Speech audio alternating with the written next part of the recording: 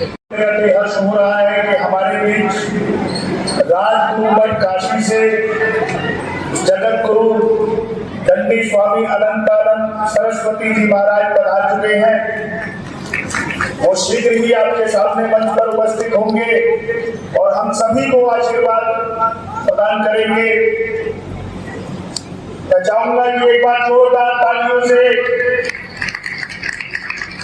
हमारे लिए बड़े सौभाग्य का दिन है। काशी से राजगुरु मठ से श्री दंडी स्वामी जी महाराज, जगत गुरु शंकराचार्य जी, अनंतानंद सरस्वती जी महाराज हमारे बीच उपस्थित, सौभाग्य का विषय है। मैं समस्त आयोजक मंडल की तरफ से महाराज जी के चरणों में वंदन करता हूं, अभिनंदन करता हूं।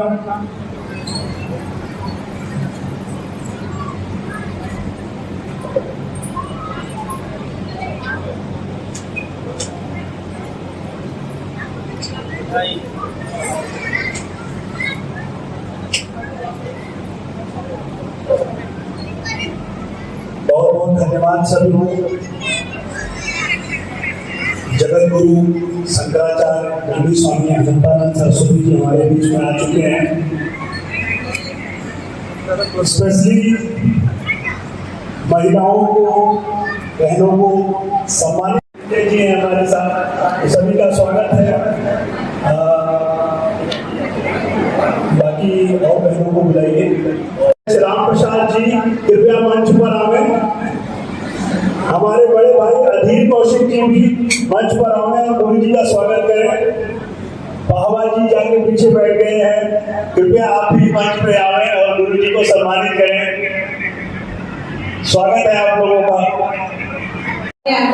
आशुतोष पांडे जी को, सुनील भैया को, सभी को मैं निवेदन करती हूँ कि हमारे पूज्य संत स्वामी जी का स्वागत करें पटका पहना के और माला पहना के।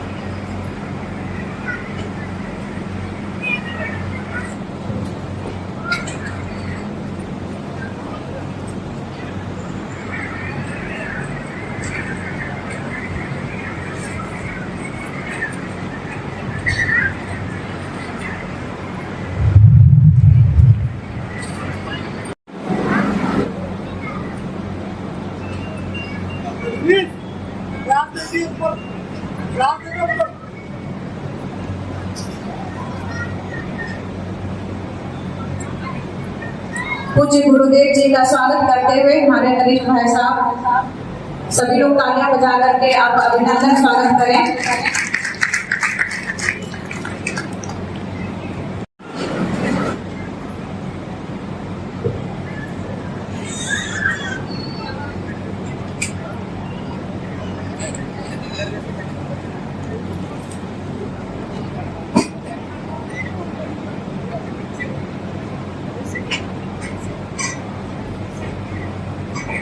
भाई साहब के द्वारा एक भव्य मूर्ति का स्मृति देते हुए पूज्य महादेव जी को तालियों से अभिनंदन करें।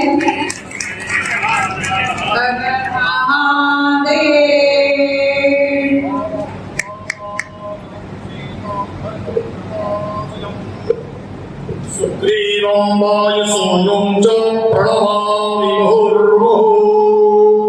राम रामेति रामेति रमे रामे मनोरमे। सहस्रनामेभ्यो नमो नमः। अनन्तकोटि नमस्कारान् समर्पयामि नमस्करोमि। मोबाइल ले पीछे, मोबाइल का कैमरे चलना, पीछे पीछे बोलना। बोलिए श्यामपति रामचंद्र भगवान की जय हो।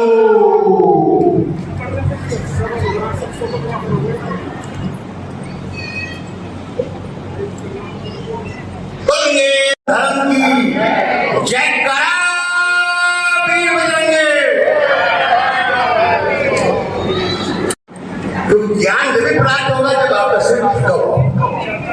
ये मेरा निवेदन है। मंदिर में और अपने माता पिता के और सास ससुर के जब भी पैर छुए या बड़े जनों के पैर छुए सिर पर पर्दा होना चाहिए, क्योंकि हम वेस्टर्न को अपना रहे हैं और अपने भारत की संस्कृति को शंकराचार्य मध्यमम् अस्मदाचार्य पर्यन्तं वन्दे गुरुपरम्पराम्। विश्वानिरेव सवितर्भुतान् पराशुभद्रं तमाशो शान्तिः शान्तिः शान्तिः। देवादिदेव भगवान विश्वनाथ केदारेश्वर महादेव को मेरा कोटिशः नमन। नमन भगवती जानवी को, हरिद्वार की इस पावन भूमि को, संतों को, भक्तों को, श्रोता स्वरूप नारायण हृदय मध्यम नारायण को मेरा कोटिशः नमन। श्री राम जय जय राम।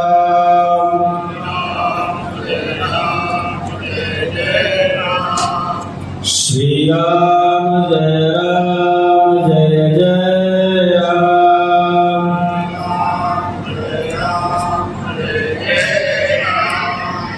धर्म की अधर्म का, प्राणियों में विश्व का, ओम नमः पार्वती पतये हर। आइए सुनिए जी, आशुतोष जी, अमित जी और बाकी लोग इधर। अनिता जी आप भी बैठ जाइए। होती है तो मनुष्य के जीवन में सत्संग प्राप्त होता है। बहुत से लोग बहुत सी बातें बोलते रहते हैं, लेकिन बहुत प्रैक्टिकल बात बताऊँ। आज मैं गुरुग्राम के एक सम्राट व्यक्ति के घर रुका था।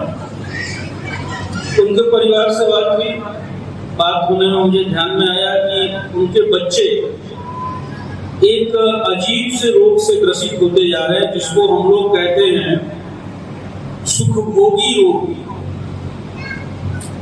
अब सुखभोगी रोग क्या है? तो मनुष्य जीवन के लिए जितना चलना चाहिए, जितना लोगों से मिलना चाहिए, जितना लोगों से संवाद करना चाहिए, वो सब खत्म हो रहा है। तो मुझे ध्यान आया कि हमारे यहाँ एक शब्द कहा गया है वेदों में, अतिथि देवो भव। ऐसे नहीं कहा गया, अतिथि देवता है। जब वो घर में आता है तो बिना कुछ कहे हमारे परिवार के लोगों को इतना कुछ सिखाया जाता है, हमारे बच्चों को, और तमाम रोगों से बचाया जाता है। उसके अंदर सकारात्मक ऊर्जा का संचार कर जाता है, जिस पर अगर व्याख्यान दिया जाए तो 1-2 घंटे नहीं 10-20 घंटे कम है। एक छोटे से उदाहरण के रूप में आज मैंने उस बच्ची को कहा कि बेटा आज आप फल सबको दोगे। 22 साल की लड़की को फल देने में और उसके चम्मच पकड़ने की शैली से यह बोध होगा कि इसके अंदर आत्मबल की कमी है, और वो आत्मबल इसीलिए कम है क्योंकि इसने अपने लोक व्यवहार को जीवन में नहीं। आज यह बात कहकर यह जो प्रसंग शुरू करने जा रहा हूँ, उसमें इस कथा और अनीता के द्वारा शुरू किए गए प्रकल्प को भी आपके बीच स्थापित करना चाहता हूँ। जब मैं हरिद्वार में इनके शोभा यात्रा में आया तो मेरा ये बायां वाला पैर करीब थोड़ा फूल गया था। अब कहीं पाप वो किए होंगे, इसमें क्या दिक्कत है? पाप कौन नहीं करता है? कोई कहे कि नहीं जी मैं तो देवता हूं, तो यहाँ देवता भी अपने पाप को सुधारने के लिए आते हैं। हो सकता है मेरा खंडन आप अपने आप को विद्वान बनाने के लिए करें, लेकिन कहीं ना कहीं मनुष्य देव लोगों से भी त्रुटि हुई, और उस त्रुटि के निवारण के लिए राम के रूप में भगवान को आना पड़ा। कई त्रुटियां थी, उसमें से एक नारद जी का प्रसंग आता है, सुना होगा आप लोगों ने, रामचरितमानस में आता है कि नारद जी को मोह हो गया। नारद जी के मोह निवारण में राम जी को दोष लगा और नारद जी ने उन्हें श्राप दिया विष्णु जी को, फिर राम के स्वरूप में। तो हमारा भी कोई कहा होगा दोस्त हमको चोट लग गया, हम सोच रहे, लेकिन जब यहाँ आए, जिस दिन मैं आया, अमित जी ने हमको फोन किया, महाराज जी आपका भी रथ सज रहा है। हम कहे क्या बात है, चलो रथ पे बैठने को मिलेगा। ऐसे गृहस्थ लोग ब्याज जिस दिन होता है उसी भी रथ पे बैठते, क्यों? ताकि बाबा लोग जब देखो तब। हमने कहा नहीं हम भी आएंगे। लोग अपने ब्याज में लाखों रुपया खर्च करते हैं, क्यों? उसके साथ हमको फ्री में रथ मिल रहा है, फट पकड़े और भागे भागे आए, आप हो गए और यहाँ दुख मिला, पैर सूज गए। लेकिन जब आप लोगों का उत्साह देखा, जब मैंने देखा कि हरिद्वार देवभूमि की धरा पर आप सभी लोगों के तप ने जमदग्नि पुत्र विश्वनाथ की कृपा से आश्रय प्राप्त किए हुए गौरक्ष क्षेत्र से लेकर काशी क्षेत्र से लेकर नाना क्षेत्रों के जब बंधु यहाँ पर आकर के और इतना विशाल शोभा यात्रा निकाले हैं, हमने कहा जय हो, आप लोगों की तपस्या सार्थक हुई और आपने हरिद्वार को भी और सात्विक शक्ति से परिपूर्ण संगठन को दिया। इस मनोबल को बढ़ाने के लिए फिर हमने कहा चलो दोबारा हरिद्वार। सुनील जी अब कर्जा में गए हैं, बढ़िया माल ले आए हैं, अभी तो बाद में पूछूंगा। लेकिन एक बात तो है कि जिस प्रकार से वैरागी राम, भगवान राम के वैराग्य स्वरूप में उन्होंने रावण जैसे अताकाई के ऊपर विजय प्राप्त किया था, वैसे ही वैराग्यवान जीवन जीने वाले आप सभी बंधु भगिनी, जिनका साधन सीमित है, लेकिन आपने सीमित साधन में इतने असीमित व्यवस्था का जो स्वरूप प्रकट किया है, निश्चित ही यह राम कथा के सार्थकता का परिचायक है और पूर्णता का परिचायक है। धन आया हो या न आया हो, लेकिन यह विश्वास करो कि राम आपके घर आ गए। इन्हीं राम जी के प्रसंग को कहते हुए अभी आज हम लोगों के बीच वैदेही संस्था की सोच को अपने जीवन में लाने वाली और हम लोगों के बीच हम सभी उससे जुड़े हुए, जैसे वशिष्ठ भवन से जुड़े हैं वैसे उससे भी वो अनीता जी भी आई हैं। अनीता ने मुझे एक बार नेपाल भारत के संयुक्त तत्वाधान में, दोनों देशों के तत्वाधान में सबके राम नामक विषय पर संगोष्ठी हुई थी, जिसमें मुझे अध्यक्षता का सौभाग्य मिला। तो अनीता ने कहा महाराज जी मेरे मन में एक भाव है, एक बार मेरी बेटी को जानकी जी के ऊपर कुछ लिखना पड़ना था, बहुत सा प्रसंग नहीं मिल पाया, मैं चाहती हूँ कि जानकी जी को लेकर हम लोग कुछ काम करें। तो बहुत से नामों की चर्चा हुई, जानकी फाउंडेशन, वैदेही फाउंडेशन, तमाम।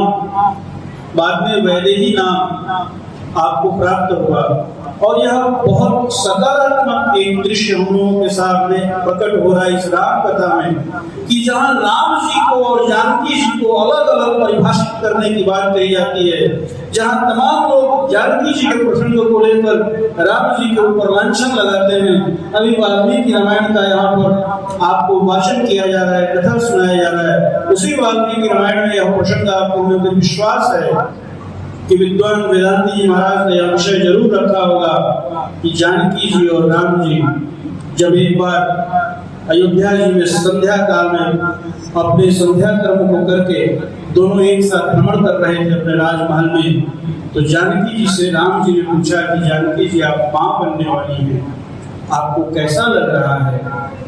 तो जो मेरे स्मृति में आ रहा है, जो मैंने वाल्मीकि रामायण में पढ़ा है उसमें लिखा है, जानकी जी ने कहा अशोक वाटिका दिया है। उसके बाद ही ये सारे घटनाक्रम घटे। उसके बाद भी राम जी ने एक बार नहीं कहा कि जानकी की ये इच्छा थी कि प्रकृति के बीच जाना है, मुझे उस वाल्मीकि के आश्रम में जाना है जिस वाल्मीकि ने हमारे पति को कुछ नहीं दिया, लेकिन हम अपने बच्चों को उनसे जरूर दिलवाएंगे। एक और चिंतन का बात, संत कुछ न कुछ देता है। त्रेता ने भी राम जी को विश्वामित्र ने दिया, अगस्त्य ने दिया, परशुराम ने दिया, लेकिन वाल्मीकि जी ने दिया कि नहीं दिया, एक बड़ा विचारणीय प्रश्न है। लेकिन यहाँ यह बात दोनों पति पत्नी जानते थे कि वाल्मीकि ने नहीं दिया है हमें और हमारे पति को, तो निश्चित अब हमारा बच्चा रहेगा। और लोग कुछ इतने योग्य थे, इस बात का प्रमाण आपको रामायण का जो स्वाध्याय करेंगे स्वतः संज्ञान में आएगा। थोड़ी जानकी जी के ऊपर अपने कार्य को प्रारंभ करने वाली हम लोगों के बीच पिताजी भी हैं। पहले हम उनको समझते थे कि ये चौधरानी चौधरी लिखती अनीता चौधरी, बाद में पता चला नहीं ये पंडित आदमी। हमने कहा चलो अच्छा, पंडित आदमी कुछ साफ काम शुरू किया। पंडितों को लोग भी टारगेट करते हैं, देखो इसी में प्रश्न के ऊपर उत्तर निकलते जाते हैं, जबकि ब्राह्मणों ने सदैव से, हमारे भी कई शिष्य अन्य लोग हैं, बोले हमसे एक बार बोला कि मनुस्मृति में स्वामी जी ऐसा, हमने कहा जज साहब मनुस्मृति पढ़े हैं आप? बोले नहीं। हमने कहा बिना पढ़े कभी किसी के ऊपर प्रहार नहीं करना चाहिए। हम लोग भी ब्राह्मण कुल में जन्मे, जमींदार ब्राह्मण कुल में जन्मे, हम लोग भी माड़ भात खाए और हमारे घर में भी पानी टपकता था, लेकिन हमने कभी किसी का तिरस्कार और किसी अपने कमी को तो किसी दूसरे के ऊपर आरोपित करके, दोष करके कभी समाज में विखंडता उत्पन्न करने की कोशिश नहीं की। ब्राह्मण ये है कि जोड़ता है, तोड़ता नहीं है। मैं अपनी वाणी को यहाँ विश्राम देते हुए कि आप सभी वो ब्राह्मणोचित धर्म का पालन करते हुए जो हरिद्वार में ये जोड़ने का इतना बड़ा प्रकल्प शुरू किए हैं, हृदय गदगद है। हम एकांत में जो बातें किए हैं वो आपसे नहीं कर सकता हूँ, लेकिन निश्चित हरिद्वार में कई धर्मादाय का कार्य करने वाली संस्थाएं होंगी, लेकिन उसमें पहले नंबर पे अब आप आ गए कि आपकी शोभा यात्रा का क्रम नहीं टूटा, घंटों चलता रहा।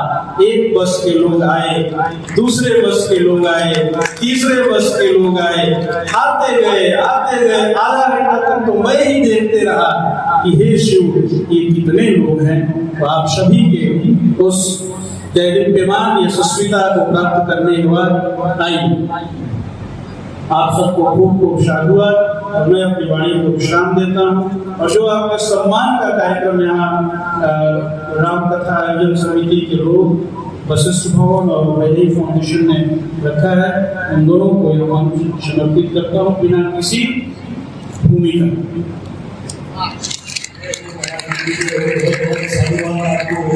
लोगों को प्रोत्साहित करने के लिए